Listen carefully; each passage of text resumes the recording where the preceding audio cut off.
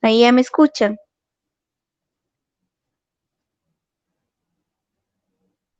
Ok, bueno, gracias. Pues vamos a hablar de cultura y personalidad, perdón. Entonces, este tema es la plataforma del siguiente bloque. Su parcial, perdón, su parcial viene en el bloque de la RAD. Ustedes pueden ver perfectamente dónde está su primer parcial. Después del primer parcial, hasta el contenido del día de hoy, va a entrar el parcial. Este bloque que vamos a trabajar después, que vamos a trabajar a continuación, va a ser un bloque enfocado un poquito, bueno, enfocado a racismo y discriminación.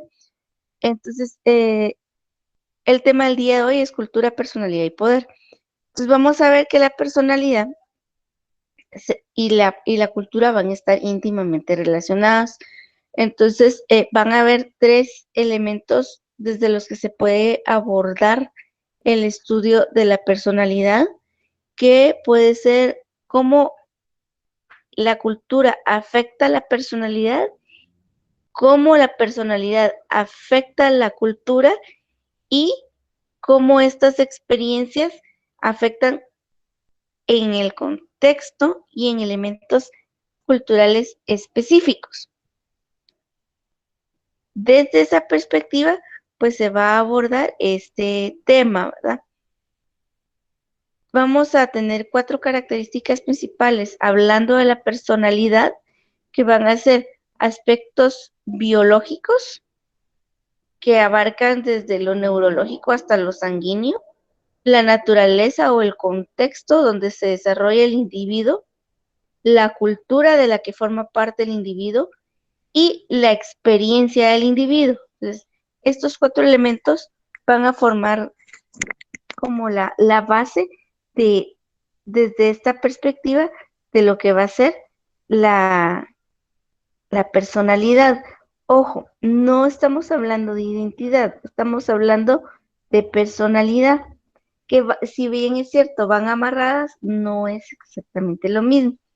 Vamos a tener que en la personalidad la educación va a jugar un papel importante, ¿sí? Es el momento donde se van a fundamentar las bases de la persona. Acuérdense del proceso de endoculturación, y pues en esta están incluidos una multiplicidad de prejuicios culturales que pues van a afectar al individuo y a su entorno. Vamos a esto que estamos hablando de cultura y personalidad, es toda una base teórica que se discutió desde la antropología, cómo una se afectaba a la otra o cómo esto afectaba el contexto de los individuos.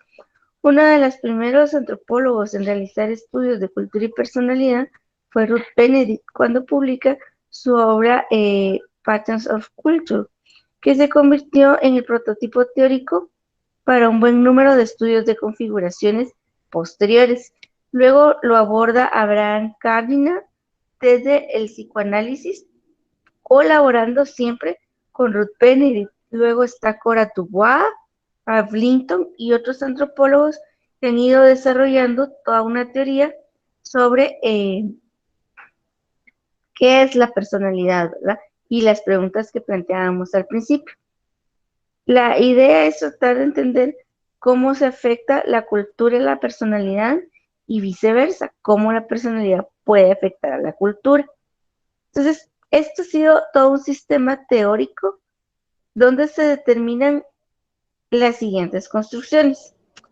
Algunas técnicas culturalmente establecidas de trato a los niños moldean las actitudes básicas para que sus padres eh,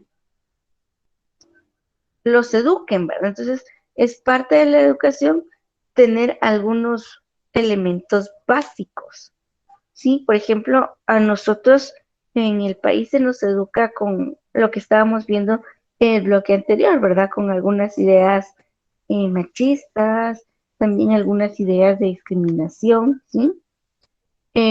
La otra es el grupo de constelaciones nucleares de actitudes y conductas formadas por patrones de tratos a los niños culturalmente estandarizadas en cualquier sociedad. ¿Cómo se concibe al niño?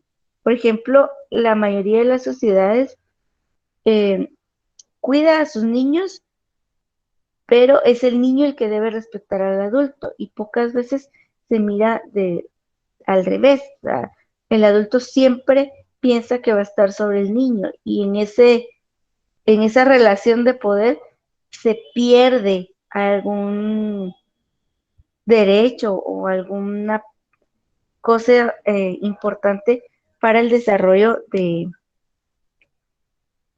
óptimo del niño, ¿verdad? También los complejos de trato a los niños son denominadas instituciones primarias. Las instituciones primarias básicamente es la casa, ¿sí? La familia. Esa es la institución. Acuérdense que la familia es una institución y como es donde se nace y donde el niño aprende a tener contacto con el mundo, con la sociedad, entonces es una institución primaria. Es el primer lugar donde el niño se relaciona con su entorno.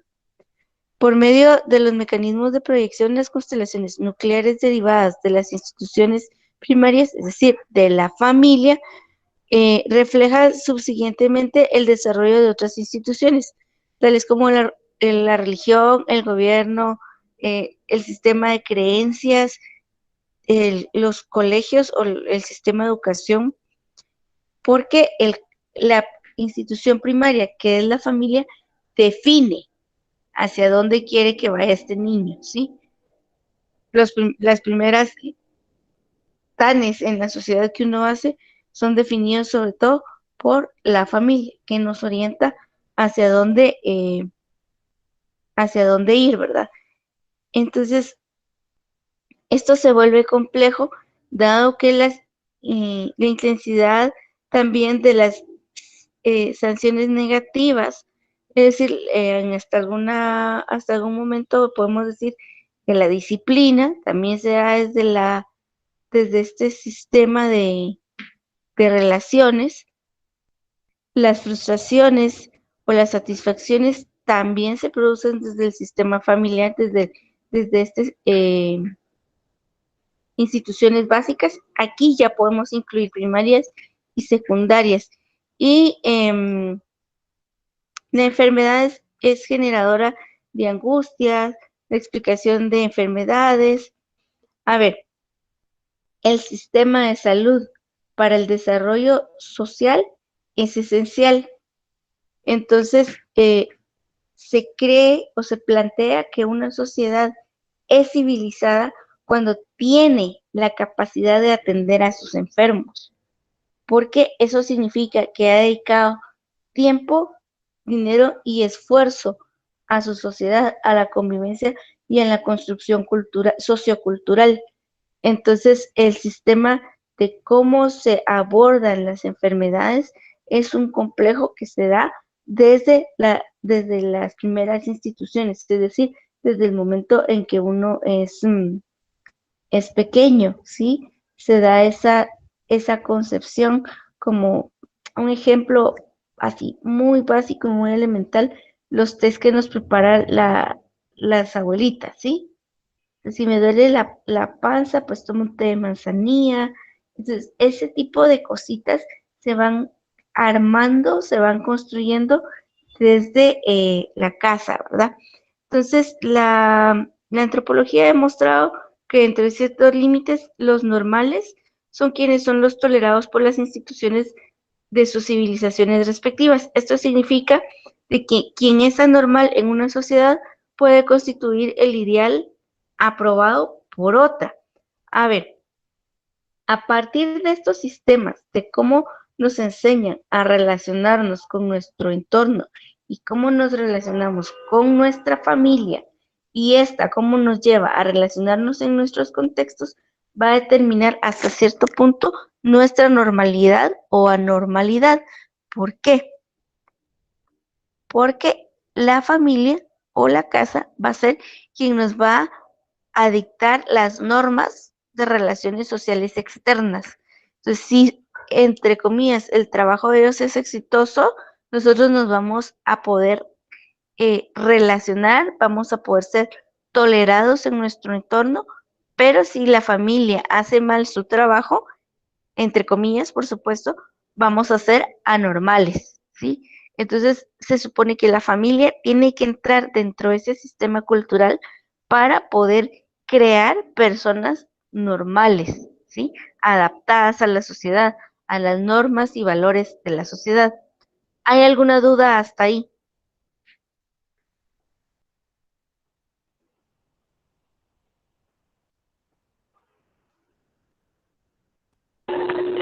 Doctora, solo una duda.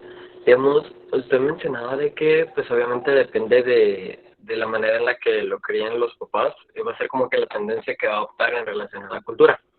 Y si, por ejemplo, los papás son de otro país y deciden como criarlo bajo la cultura de su país, em, contaría, o sea, digamos, aunque él fuera anormal, por decirlo de algún modo, en el contexto donde él vive, pero porque, como le digo, los papás decidieron que lo querían educar con sus tradiciones, por ejemplo, que fueran, no sé, un papá de África y el otro de Asia, y el niño fue criado en Latinoamérica, pero con las dos tendencias.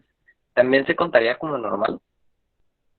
Sí, porque de todos modos no importa la procedencia de los padres, pero primero eso de que se van a poner de acuerdo dos culturas tan abismalmente diferentes va a ser casi que misión imposible. Primero se van a terminar divorciando o matando, en primer lugar, pero de todos modos, tanto el procedente de África como el asiático van a tener normas y valores que les permiten vivir en el contexto en el que están. Y eso va a provocar que el niño o el producto de esa pareja se sepa comportarse dentro del contexto en el que se desarrolla. Básicamente, esta parte de la cultura y la personalidad tiene que ver con desarrollar las habilidades de poderse relacionar en el entorno inmediato, ¿sí? No, por supuesto que dentro de casa pueden tener una cultura distinta, pero deben de poder relacionarse con su entorno, básicamente. No sé si le queda claro, Ian. Sí, Ok, para servir. Bueno, entonces esto nos va a llevar al complejo mundo del sistema de poder. El poder es una cosa maravillosa de estudiar ustedes. Entonces, es increíble lo que el poder influye en las relaciones humanas, ¿sí? Y cómo el ser humano se relaciona con el poder. Vamos a enfocarlo un poco desde la perspectiva de Foucault. No me voy a entrar en Foucault. Foucault es un teórico, eh, a mí me parece maravilloso en el sentido de que no se estancó en su vida, sino que llegó un momento en que también se contradijo y eso es válido, eh, porque las personas cambiamos, crecemos, aprendemos. Entonces es muy válido cambiar o tratar de ver las cosas desde otra perspectiva. Foucault, pues es francés, es un historiador, es psicólogo, es teórico social y es filósofo. Él exploró los modelos de poder desde diversas perspectivas, pero a él interesaba cómo el poder eh, influenciaba al sujeto, ¿sí? Más que en sí el poder como tal, sino la relación del sujeto como el poder. Él planteaba que esta es una relación de fuerza, que es una situación estratégica en una sociedad determinada, en un contexto específico. Él decía que el poder es la posibilidad de modificar tus acciones, las acciones presentes o posibles de otros. El poder se desarrolla sobre la marcha y depende de las decisiones y reacciones, ¿sí? Y no se posee ni se comparte, se ejerce, el poder se ejerce. Y hay algo que yo no, bueno, que todos tenemos, ¿sí? Todos tenemos poder sobre nuestras decisiones, ¿sí? Y el poder más grande que podemos tener es ese, el saber que si nosotros decimos que sí, tener clara la consecuencia, ¿sí? O sea, si ustedes, por ejemplo, no entregan tareas, deben tener clara que la consecuencia va a ser perder la clase, porque no van a tener puntos, ¿sí? Y ese es el poder más grande que van a tener clara cuál es la consecuencia y, por supuesto, hacerse responsable de la consecuencia de la decisión que tomaron. Pero ¿qué pasa? Muchos de nosotros no estamos conscientes de ese poder que tenemos, de que nuestras decisiones las podemos moldear a nuestro gusto, a nuestro favor, incluso si lo quieren ver así. Foucault plantea que existe una multiplicidad de poderes que se ejercen en la esfera social, los cuales se pueden definir como poder social. Él plantea que el poder es vertical y descendiente, y este se ejerce hacia los demás, así como vamos a ver en esta imagen. Espérenme que cambie la imagen. Aquí está. Miren cómo el poder económico va aplastando al político y cómo el poder político va aplastando al poder público y cómo todo eso nos va aplastando a todos y a cada uno, ¿verdad? Entonces dice que hay relaciones donde ejercemos poder y hay relaciones donde lo padecemos. Incluso puede ser en una misma relación. Estamos en posibilidad de ejercer y padecer el poder. Y esto va desde la familia, ¿sí? Desde lo más pequeño, desde uno mismo y su entorno. O sea, desde ahí se manejan las relaciones de poder. A Foucault no le interesaba estudiar el poder, sino cómo se ejerce el poder, porque es el ejercicio del poder donde se constituye el sujeto. Y en la sociedad se dan múltiples relaciones de autoridad situadas en distintos niveles, apoyándose mutuamente y manifestándose de manera sutil. A donde ustedes vayan y donde ustedes estén, va a haber autoridad, ¿sí? Y esta va a ejercer poder a favor o en contra suya, ¿sí? Como ustedes lo quieran ver. Igual ustedes ejercen poder en algún momento, están en algún momento. Vamos a analizar algunas aristas, algunas formas de poder. Primero está el poder visto desde la parte del contrato u opresión, es de tipo jurídico y tiene un fundamento legal y por ende legítimo que se ejerce. Por ejemplo, cuando uno renta una casa, uno renta un carro, hay un contrato de por medio. Y pues este tipo de poder se basa en normas y valores. Yo no puedo incendiar la casa en la que vivo, por ejemplo, ¿ya? O yo no puedo rentar la casa que yo renté. O sea, tengo que leer lo que dice el contrato, ¿ya? Este es un poder porque es un poder que está inscrito en las leyes, ¿sí? Luego tenemos el poder de dominación o represión, que este representa una lucha, se refiere sobre todo a una lucha que existe. Foucault dice que es muy normal que los seres humanos nos resistamos al poder. Y si hay dominación, represión, hay sumisión.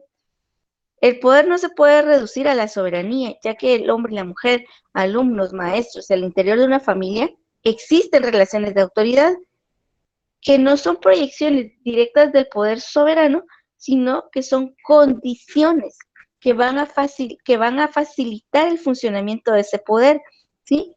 Porque el poder va a estar presente en la vida cotidiana, ¿sí? Todo el mundo de alguna manera ejerce poder. El poder es la manera en que usualmente si hablamos de poder lo vamos a pensar o o estructurar desde la idea política, ¿sí? Pero debemos entender que el poder son relaciones sociales, ¿sí? Y que van a tener diferentes perspectivas.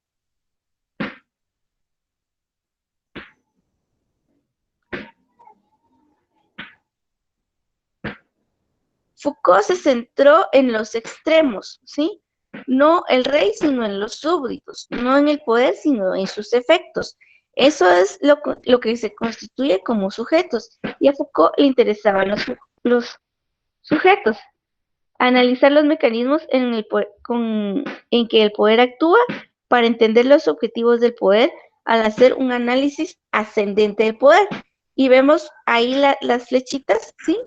Donde está el que tiene el poder y el que a quién se le ejerce el poder. Entonces, él hablaba que cuando se desarrolla o cuando se ejerce el poder, va a haber una resistencia. Y ahí podemos verlo en la imagen, ¿verdad? Entonces, es normal que el ser humano se resista a ese poder. Entonces, decía que las relaciones de poder solo pueden entenderse en función de la resistencia que generan.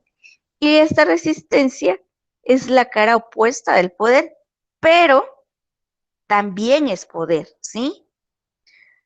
Porque la resistencia puede ser un movimiento opositor al poder y ejercer poder sobre ese poder, ¿ya? Entonces, ahí está lo complejo de ese poder, que es como en confrontación, como de frente a frente. El objetivo de la resistencia no es precisamente atacar una institución, grupo o clase, sino más bien es una técnica o una forma que se desarrolla desde tres perspectivas importantes. Puede ser las que se oponen a las formas de dominación, como puede ser la resistencia de género, la resistencia étnica, de clase o religiosa. Las que denuncian formas de explotación, ¿sí? Que separa a los individuos de lo que producen, es decir, las formas de explotación vistas desde los modos de producción. Las que combaten todo aquello que ata al individuo a sí mismo y a todo lo que de ese modo lo somete al otro. Son luchas contra las formas subjetivas de poder, de dominación. Entonces, es el poder y la resistencia van a ir de la mano y o sea, no se pueden separar, ¿sí? Siempre que va a haber poder, va a haber resistencia. Todos los sujetos nos resistimos al poder, todos en mayor o menor grado, y cuando no hay resistencia, hay dominación absoluta o violencia, ¿sí? A ver, ¿qué pasa en casa? ¿Quién manda? ¿A quién le hacen caso? Y por supuesto que va a haber resistencia. No siempre van a estar de acuerdo con lo que en algún momento, entre comillas, se impone. Y por ejemplo, si ustedes, por ejemplo, los chiquitos, vamos a enfocarnos un poquito en los niños chiquitos, cuando no hacen caso, muchas veces se les habla o les cae, ¿sí? Para que hagan caso. Entonces, se va dominando esa resistencia. Entonces, desde ahí empiezan esas relaciones, ¿sí? Los mecanismos de poder vamos a tener que va a estar el poder es como un triángulo en la cúspide y este va a depender del derecho y de la verdad. A este punto son análisis que se han hecho del poder desde épocas, desde el siglo XVI, ¿sí? Se han hecho estudios y se ha tratado de entender el poder principalmente desde la parte del derecho. Entonces, uno de los primeros en hacer estos estudios es Thomas Hobbes, con su obra Leviatán de 1651, donde escribió si el rey o el parlamento, y en esta obra se define la necesidad de crear un contrato social para establecer la paz entre los hombres. Hobbes afirmaba que el orden político es el resultado de un contrato en el que se fundamentan las bases de poder. Luego está John Locke, quien en 1632 a 1704, el siglo XVII, sí, él dice que el hombre tiene el derecho y el deber de conservar su vida. Asimismo, El hombre no es súbdito de ningún otro hombre, sino que es libre, pero se trata de hacer un contrato civil que atienda exclusivamente a aplicar la justicia y la autoridad. Luke tiene una visión un poco, algo cristiana en relación a lo que es sobre todo el derecho y el poder. Por su parte, en el siglo XVIII tenemos a Jean-Jacques Rousseau, que él decía que el contrato social es un vínculo que existe entre soberano y súbditos. Dice que los hombres voluntariamente renuncian a un estado natural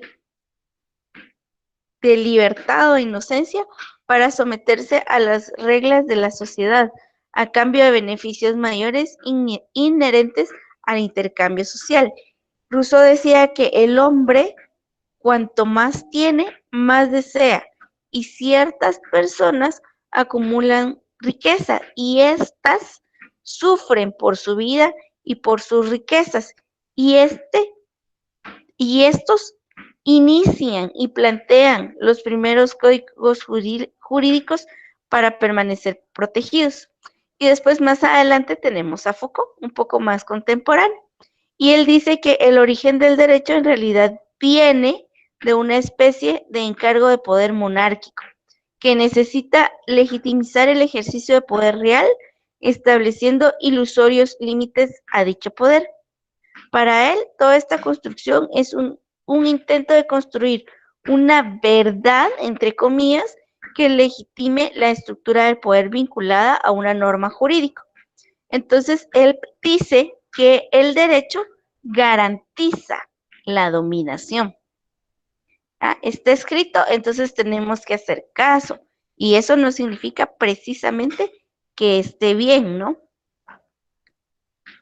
Entonces, a partir de esas ideas de derecho, ¿sí? Y de que está escrito y que es legítimo, entonces Foucault plantea la duda sobre la verdad y la disciplina.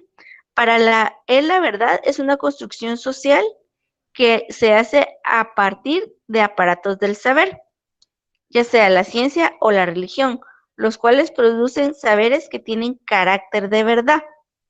¿Por qué? Porque es lo que la gente acepta como real, ¿sí? Y de ahí, de esa verdad y de ese derecho, surge la disciplina, que en nuestra sociedad es una forma de ejercer poder. La disciplina del sujeto en función de una producción de saberes y verdad, y la nuestra es una sociedad disciplinaria, ¿sí? Todos estamos obligados a seguir normas y valores y una carga moral bien alta. Entonces, todo esto lo va a cuestionar Foucault, ¿sí? Entonces, él dice que el poder va a tener sus problemas, ¿sí? Primero porque corrompe y es adictivo. Segundo, habría que considerar que también el lado izquierdo podría estar la ciencia y el lado derecho las normas sociales o morales. Es decir, que la verdad puede tener diferentes formas de ser y no la que conocemos tiene que ser precisamente la verdad. Esa era la cuestión, ¿verdad? ¿Dónde realmente está la verdad? Y que este problema del poder puede causar tres cosas importantes en el desarrollo del sujeto: culpa, sujeción y confesión, porque con estos tres se garantiza que el sujeto busque, entre comillas, la salvación del más allá o del más acá a través del sentimiento de culpa. El sentimiento de culpa va a ser una herramienta que va a sujetar al individuo a la verdad, y esta va a estar amarrado o va a estar subvencionado por la confesión, porque la confesión va a ser una herramienta para aliviar la culpa, ¿sí? Entonces, la confesión tiene el efecto de ayudar, tiene un efecto liberador para el individuo, pero su consecuencia también es una sugestión y el sentimiento de culpa. La confesión no cura, sino que ata al sujeto a un discurso y lo hace sujeto de una estructura social. La resistencia es lo que va a liberar al sujeto, ¿ya? Entonces, el poder se lo adquiere la institución, por así decirlo, a través de crear esa culpa y de obtener la confesión. Porque si yo, vean ustedes en un juicio, si yo obtengo la verdad, puedo sentenciar como juez, ¿ya? Entonces, eso es lo confuso del poder. Y el poder va a estar inmiscuido en nuestra vida cotidiana, ¿sí? Desde la casa hasta donde ustedes estudian, donde trabajan, siempre va a haber ese ejercicio de poder, ya sea que lo ejecuten ustedes o que se los ejecuten a ustedes, ¿ya? Entonces, no sé si hay alguna duda hasta ahí o algún comentario. Solo igual una pequeña duda. Digamos, por ejemplo, con lo de la rebelión que usted mencionaba, eh, ¿hasta qué punto, por decirlo de algún modo, la rebelión podría usar ese poder que adquiere por sí mismo, por decirlo de algún modo, y no es ya considerando como un acto de violencia o algún tipo de crimen, por ejemplo? Existe una ley, por ejemplo, contra el femicidio, y esa es una resistencia, es una rebelión. Ah, ok, ok. Entonces, siempre que, digamos, no afecte ninguna ley, es permitido. Entre comillas, sí es válida esa resistencia. O sea, porque la resistencia puede ser eh, moralmente aceptada o no. Por ejemplo, la resistencia de la guerrilla, ¿verdad? Esa no era aceptada, pero buscaba entre comillas, un bien común, ¿verdad? Pero había resistencia a la opresión de ese momento. Vamos a ver, esto que estamos platicando hoy del poder es porque nos va a dar la continuidad para entender las relaciones de poder que se daban desde el Estado en nuestro país para crear toda una estructura de racismo y discriminación, pero digamos, esto de entender las relaciones de poder es como la base para entender mucho de los problemas sociales, porque a partir de ejercer cierto poder sobre instituciones específicas o desde las instituciones específicas se van a crear movimientos, resistencias, revelaciones que pueden ser aceptadas o pueden ser rechazadas a través del derecho de la verdad, que sería amarrar un poco a la confesión, a la culpa, ¿ya? Entonces, digamos que eso es como el inicio de lo que nos interesa comprender de lo que es el poder, que la verdad es que es fascinante estudiar el poder, o sea, ver la capacidad que tiene de cambiar las relaciones sociales. ¿Alguien más desea comentar algo? Oían, no sé si quedó claro. Sí, sí, ahí quedó claro. Y solo le iba a mencionar, como al principio de la clase tuvo unos problemas con el micrófono, no sé si dio alguna indicación extra en relación al parcial de la otra semana. Ahorita voy, justo a eso voy, no tenga pena. Ah, ok, gracias. Para el día de hoy tenemos una tarea en la RAL, es una lectura que van a hacer sobre para poder entender un poquito más lo que es cultura y personalidad, ¿sí? Entonces es un documento que tiene, no sé, creo que 12 o 14 páginas, que no es muy grande. Lo leen, lo resumen y suben su resumen de 10 a 15 líneas a plataforma, ¿verdad? El parcial. La otra semana sus parciales son del 5 al 9, ¿verdad? Entonces, yo a ustedes los veo jueves y viernes. El jueves vamos a tener clase, ¿sí? Y el viernes van a tener disponible el parcial en plataforma y no vamos a tener clase. Nos vamos a dedicar únicamente al parcial del día viernes. Lo que va a venir en el parcial van a venir solamente las presentaciones que están después del primer parcial hasta esta, ¿sí? Entonces ustedes en plataforma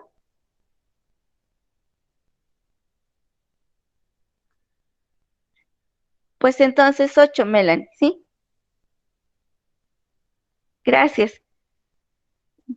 Eh, entonces, en, a ver, voy a dejar de compartir la presentación para compartir la pantalla.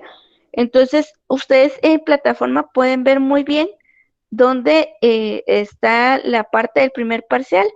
Inmediatamente después del primer parcial hasta el día de la presentación del día de hoy, entra, pero entra solamente presentaciones, ¿sí? No se vayan a hacer bolas, solo de las presentaciones van a entrar la prueba parcial. Va a ser una prueba en línea y quiero ver, solo déjenme compartir la pantalla para enseñarles. Y bueno, con mi Melanie me dice que en plataforma 10 líneas, al subirlo se ven solo 8. Entonces hacemos esas 10 líneas que luego se vuelven 8 líneas. Está bien, no hay ningún problema. ¿Sí? La cosa es que hagan un resumen consistente y bien, bien bonito. Solo necesito que me confirmen si miran mi pantalla.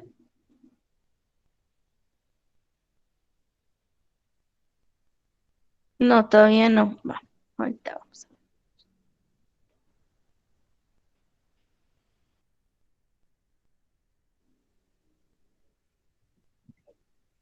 Deme un momentito que está queriendo empezar.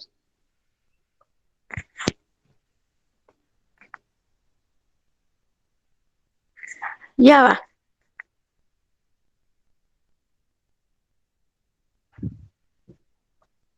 Ok. Entonces, aquí pueden ver ustedes todo lo de la plataforma, todo lo que hemos trabajado.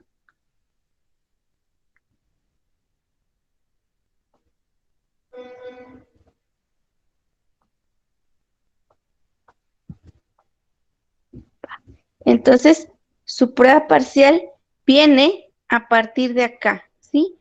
De lo de la parte, desde la clase de, no sé quién, desde la parte de religión, si no me equivoco. Aquí está. No, perdón. Desde cultura y lenguaje. Miren, desde acá hasta la clase del día de hoy, ¿sí? A partir de cultura y lenguaje hasta el día de hoy viene su parcial. Cultura, lenguaje, religión, mito, rito, sagrado, profano, familia y parentesco, eh, sexo, género.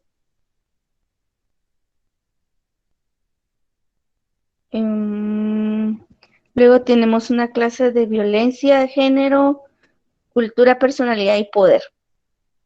Entonces, eso es lo que viene en la clase. Vienen solo las presentaciones, ¿sí? Va. ¿Alguna duda, comentario?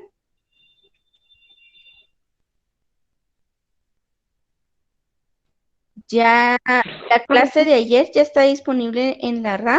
Ahorita voy, Melanie, perdone. Y la de hoy, pues que se termine de grabar y la subo. Y las presentaciones todas están disponibles ya en la RAD. Anexos no, solo las presentaciones. Están en PDF, pero solo vienen presentaciones. Sí, Melanie. Solo una duda con la clase de hoy. ¿En algún momento se podría llegar a eliminar o reducir el poder, digamos, empezando desde casa? ¿O No, realmente siempre va a existir? siempre va a existir. Siempre van a haber relaciones desiguales. Imagínese usted que en su casa todos pudieran tomar decisiones sobre todos.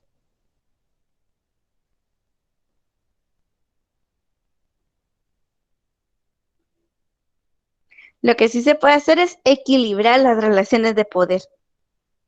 Bueno, chicos, son las -5. Si hay alguna duda, pues los escucho todavía, pero si no la hay, pues les agradezco mucho el haber estado conectados, el haber estado compartiendo y los veo el día jueves. El jueves tenemos clase y el viernes tenemos parcial. Gracias, doctora. Feliz día. Gracias igualmente. Feliz día, doctora. Gracias igual, cuídense.